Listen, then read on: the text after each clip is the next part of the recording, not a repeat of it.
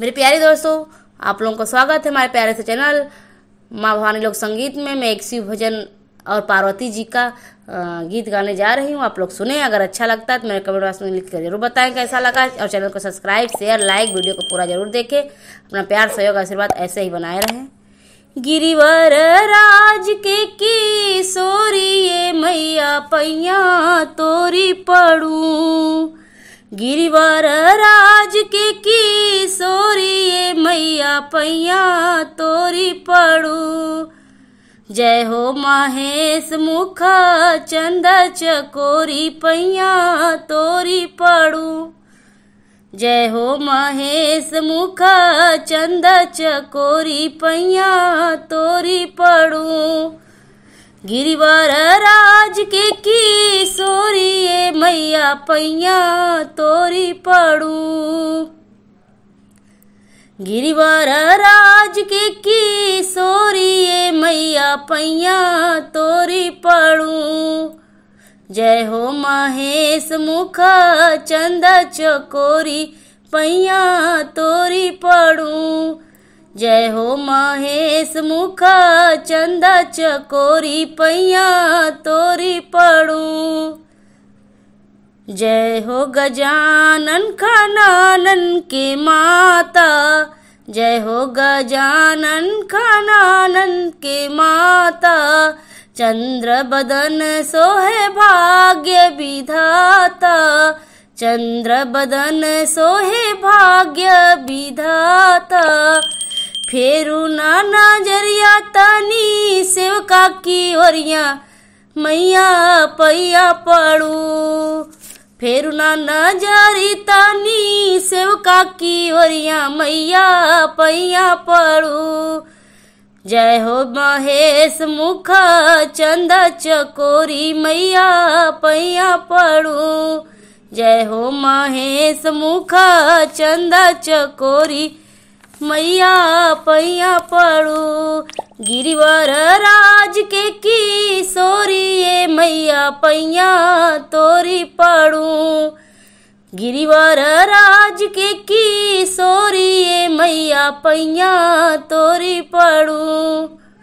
जय हो महेश मुख चंद्र चकोरी पैया तोरी पड़ू।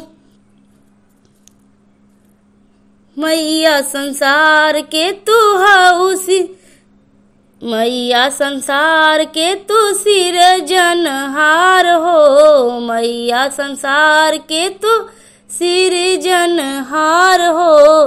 पालनहार तो करेलु संहार हो, पालनहार तो करेलु संहार हो। पतिव्रता धर्म के शिरोमणि मैया पैया पड़ू, पतिव्रता धर्म के शिरोमणि मैया पैया पड़ू। जय हो महेश मुख चंद चकोरी मैया पैया पड़ू, जय हो महेश मुख चंद्र चकोरी मैया पैया पड़ू। गिरिवर राज के किशोरी मैया पैया तोरे पड़ू, गिरिवर राज के किशोरी मैया पैया तोरे पड़ू। जय हो महेश मुख चंद्र चकोरी मैया पैया पड़ू। सुर नर मुनि पूजे चरण कमल के, महिमा बखानु काम तो हरे अच के। सुर नर मुनि पूजे चरण कमल के, महिमा बखानु काम तो हरे अच के। सेवका के भर दे झोली तो हुए मैया पैया तोरी पड़ू, सेवका के भर दी झोली तो हुए मैया पैया तोरी पड़ू। जय हो महेश मुख चंद्र चकोरी पैया तोरी पड़ू, गिरिवर राज के किशोरी मैया पैया तोरी पड़ू। गिरिवर राज के किशोरी मैया पैया तोरी पड़ू। जय हो महेश मुख चंद्र चकोरी पैया तोरी पड़ू।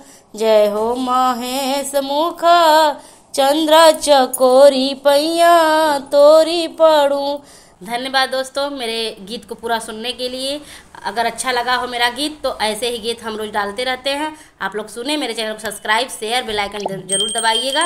अगर आप लोगों को कोई और पसंदीदा अपना गीत सुनना हो तो मेरे कमेंट बॉक्स में लिख कर जरूर बताएंगे।